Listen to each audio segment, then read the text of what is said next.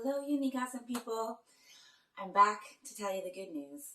I finally found a trucking job. I fly out on the 21st. Stay tuned. I'll keep you updated soon. Today I want to talk about the epiphany that I just had with respects to not having regard for one another's values. If you don't understand someone else's values, that's fine, but you need to educate yourself a little bit deeper that I'm guilty of not doing. And I realized in this moment just how much more nurturing my soul can be, which in turn will draw more beauty and love into my world.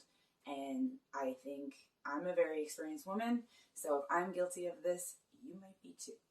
Okay, so monogamous people can apply this towards the perception of polyamorous people, but for me, I've been a polyamorous soul my entire life. I've never really understood monogamy. It's just never resonated with me. And so it was hard for me to respect. I would always tell, my loved ones, my friends and family, if this is where your values lay, I respect you and I support you. But deep down inside, I have to admit, I didn't really respect it because it didn't resonate with me. I just couldn't wrap my head around it. Not because I never experienced jealousy, but I just don't frame my love with the same language and mind state that most monogamous people do. And so there's been a lot of moments in my life where people who I've cared deeply about have been really hurt by the fact that I don't get jealous. There are moments where I have been jealous. I've talked about that in other videos, but your typical standard moments of jealousy that most people experience, for monogamous people, it's actually an expression of love. Now, non-monogamous people perceive that as toxic. I always have.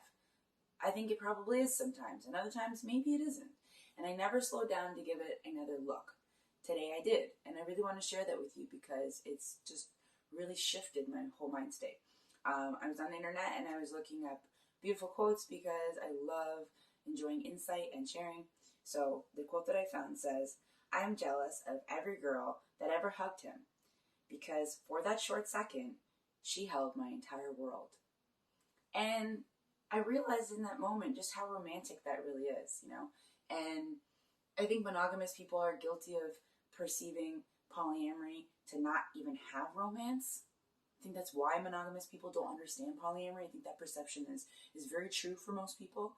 And I never understood the romance in monogamy.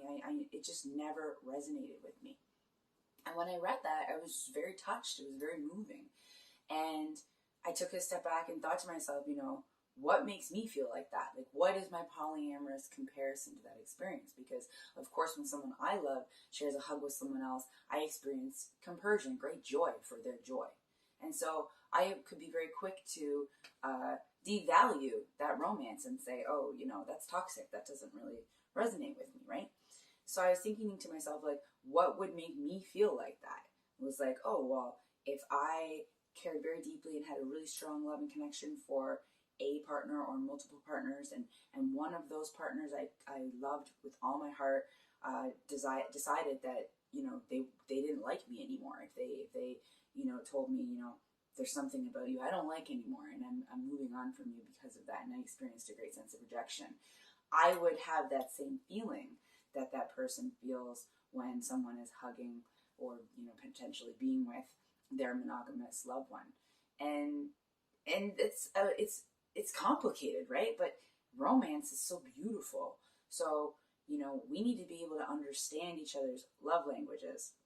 I still haven't dug into that. I think I'm going to spend my lazy Sunday afternoon recovering from night shift, doing a bit of research on love languages, and maybe I'll do a video about that once I have spent some time learning more about it. Because I realize that is such a romantic thing to feel and say to a monogamous person. How does a polyamorous person express love and romance in that same frame to a monogamous person? Or how can a monogamous person express that to a polyamorous person? Because there are periods in our life where things shift and we recognize we have different core values than we thought we had. And all of a sudden we want different things, and we're shocked with ourselves long before anyone else we love around us can perceive that as surprising.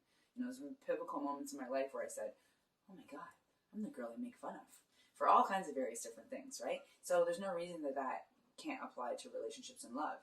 So the, potential for a monogamous person or a polyamorous person to decide to switch teams is probably very high, because throughout our life and the decades that pass, we grow and evolve into new people, very unexpected versions of ourselves. And so do the people around us who we care about, want to support, potentially fall in love with, and of course crave romance with. So if we can't understand each other's languages, how can we ever support each other and find our own true selves? So I thought this video was really important. And now I'm going to go do my homework on love languages, and you probably should too. Have a great day. Thanks for watching.